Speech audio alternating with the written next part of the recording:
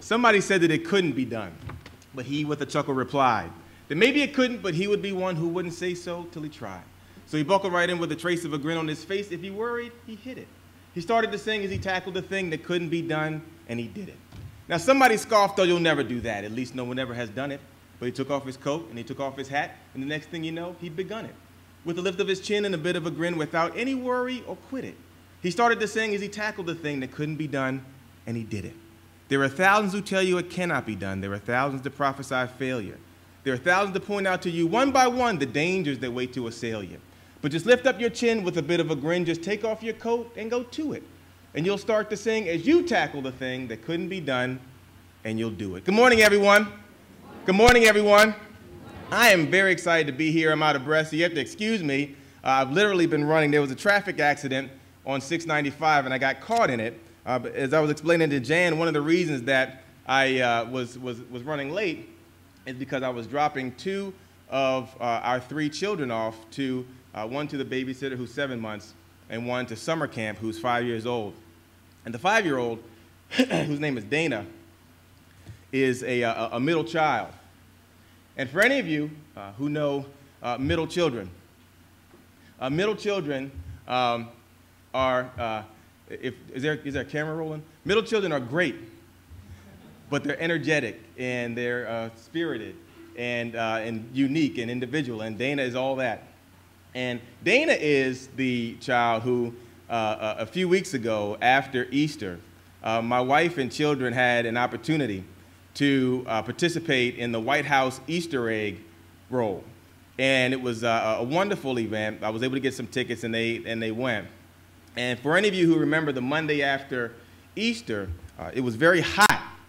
And so Dana and Delaney, who's our 7-year-old, and my wife were on the lawn of the White House, and they were rolling Easter eggs, and they were having a great time. But after, Willow Smith was performing, and they were whipping their head back and forth. They whipped their head back and forth, and they had a great time. And after a while, Dana, our 5-year-old, just got a little hot. And so she started walking toward the White House.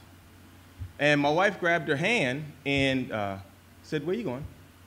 And she said, "I'm going inside." and my wife said, well, why are you going inside? And she said, "It's hot and I want to get some air conditioning." And my wife said, "Well, you can't just walk in the White House." And Dana said, "Why not?" And it was a powerful question because my wife really didn't have an answer. And so she tried to explain that it's a special house and you can't just walk in. And so Dana said, "Well, why would the president invite us to his house and not let us in?" Which is a very good question.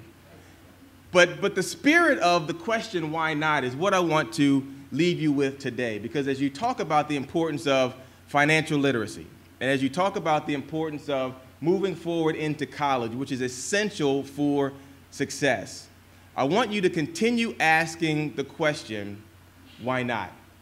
Everybody say, why not? Why not? Say, why not? Why not? Say it with conviction, why not? Why not? It's a very important question because changes in the world have taken place because one person or a group of people have asked the question, why not? When some people said, this can't be done, others said, why not? When some said that this can't be invented, others said, why not? We sit in these chairs, we fly in these planes, we drive in our cars, we work in our buildings because people said, why not? Why not create? Why not invent? Why not build a structure for the future? And our lives are predicated upon the fact that somebody was bold enough to ask the question, why not? And we can be those people if we ask the question, why not? When others see things that shouldn't exist, we ask, why not? When others see things that can't exist, we ask the question, why not? When some people who say that this is just the way we've done it in the past, we ask the questions, well, why not do it another way?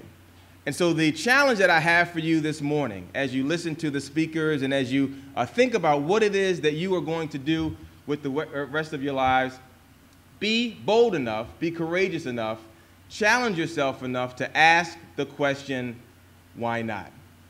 And there are 3 points that I want you to think about during this time. Why not be ready? Somebody say, be ready. Be ready. Somebody say, be ready. Be ready. I'm going to ask you to do this, a call and response a little bit. So I want you to say it with conviction, like I really believe and like you really believe that you mean it. Somebody say, be ready.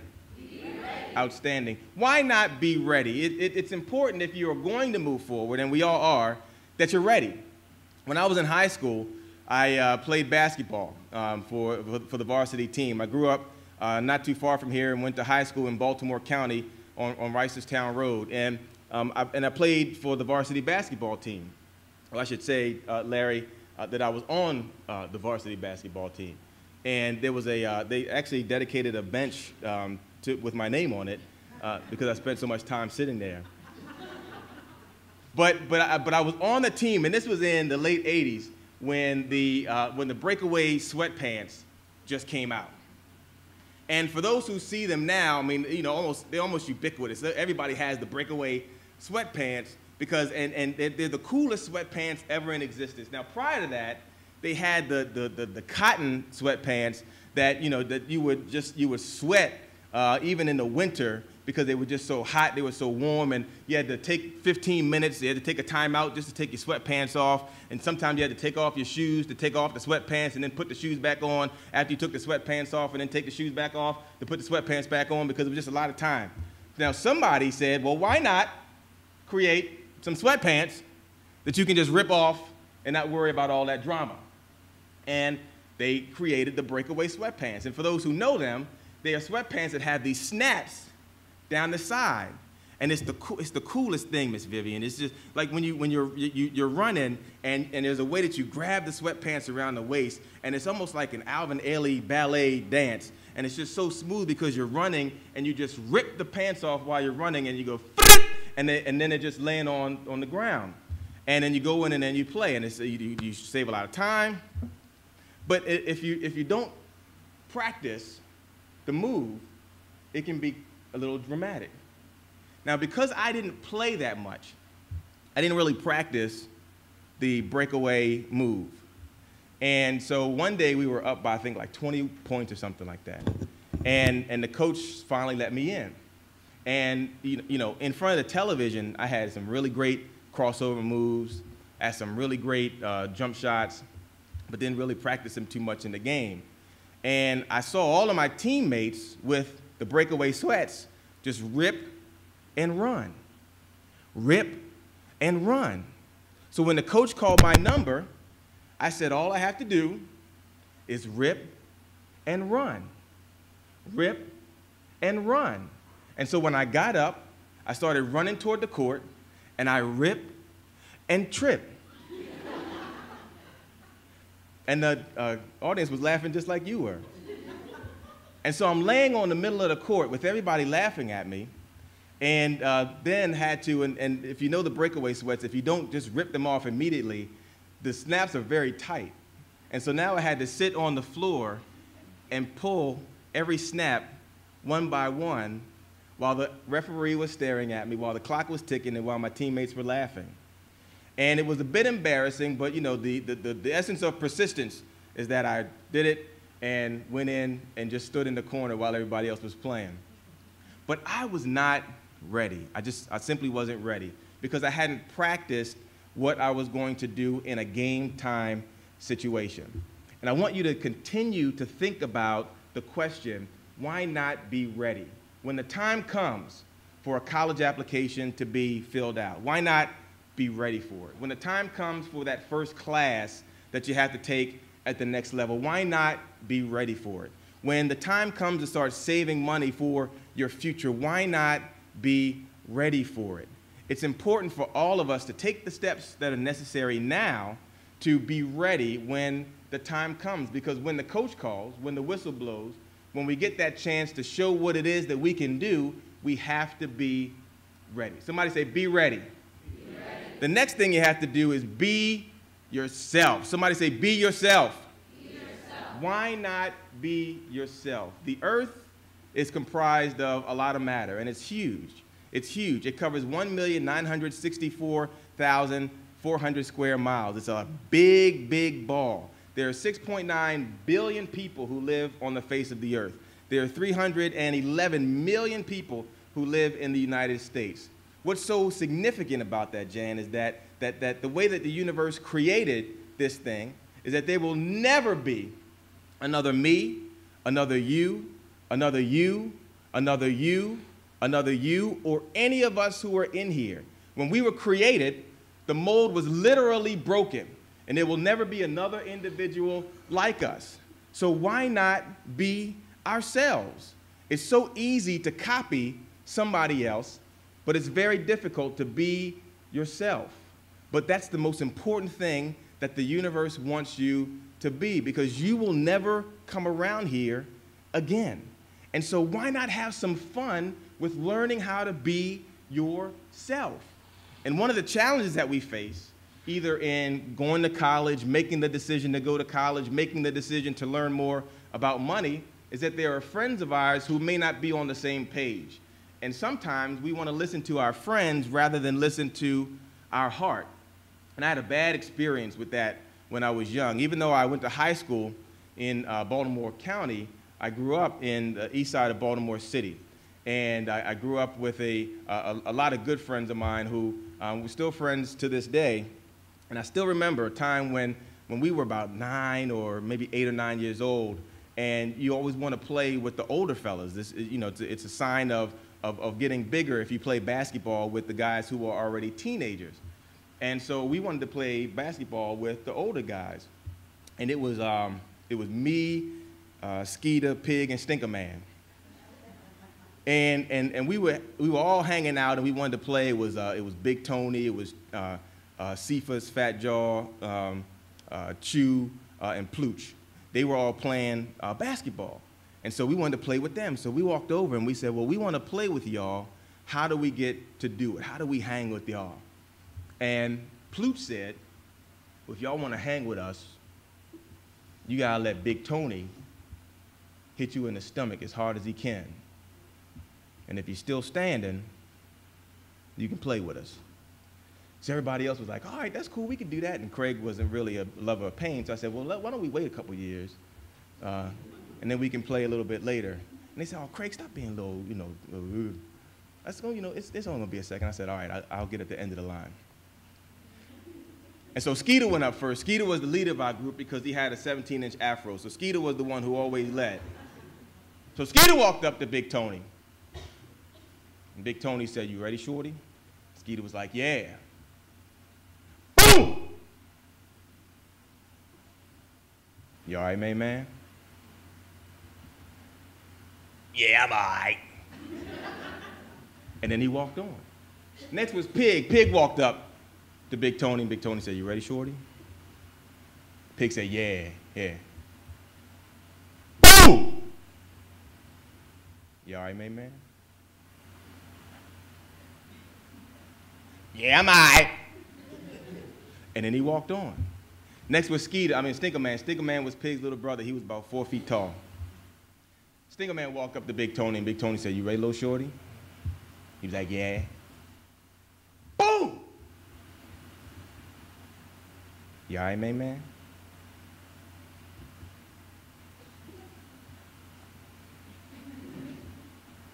Yes. And then he walked on. Next was Craig. And Craig didn't really love pain too much, but I wanted to hang with the fellas. So I walked up, and Big Tony said, you ready, little shorty? Yes! And then he banged me in my stomach. You all right, main man?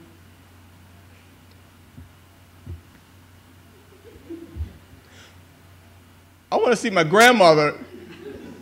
And I ran home, and my grandmother, and for those of you who are a little older, you know, my grandmother put some Mercurochrome on it and, you know, gave me a little kiss, and I watched Bugs Bunny, and, you know, and everything was a little bit better. But I realized that every time I hung out with Skeeter, Pig, and Stinker Man, I got hurt, I got in trouble, or in some way started crying.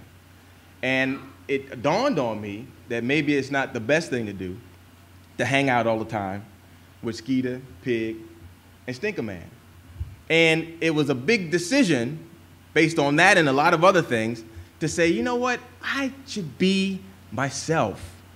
I should do what I want to do rather than just always go along with the crowd. And when you understand the importance of listening to yourselves, listening to what's in your heart, listening to the things that you want to do, it's important for you to recognize that you control your future. And there are so many young people who are listening to all kinds of things, being exposed to all kinds of things, and we have to set the table. We have to set the stage to make sure that they see the potential in themselves. As I mentioned, my wife and I have 3 children, so we spend a lot of time in Toys R Us and Babies R Us and Spend All Your Money R Us, like all these places that you just go to help your children.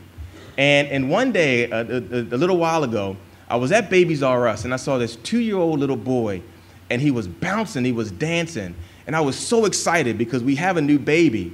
And it was amazing because I thought that I knew all the baby songs because we have 3 children, and it's 7, 5, and 7 months, and I'm just kind of tired of Head, Shoulders, Knees, and Toes, and my 7-year-old is Hannah Montana and Demi Lovato and all these other people, and so I wanted to find out what the new hot baby song was.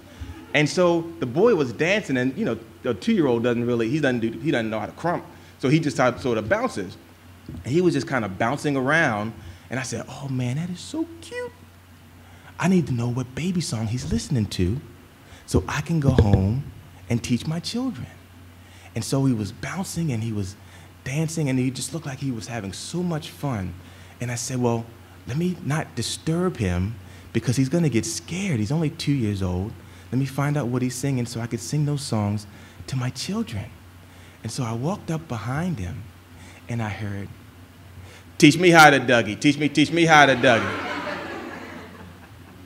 Everybody love me. Everybody love me. And I said, little boy, what you singing? He said, that swag, that Cali swag. And so his mom walked over, and I said to his mom, do you know what your little boy is singing? And she said, is he singing Dougie? I said, well, as a matter of fact, he is. And she said, oh, that's his song. And I was like, wow. You know, kids are being exposed to a lot, and not all of it is the best. So what I want to encourage you to do, what I want to challenge you to do, is to be yourself. When children see you, I want them to see somebody unique. When children see you, I don't want them to just see somebody who's going along with the crowd. When children see you, I want them to see somebody who looks at themselves in the mirror and sees greatness. Be yourself. Don't just follow everything that everyone else is doing. Because when you were born an original. You want to leave this world as an original. It's so easy to follow somebody else. It's very challenging, but more rewarding to follow your own dream. Why not be yourself? Finally, and I know we're short on time, be great.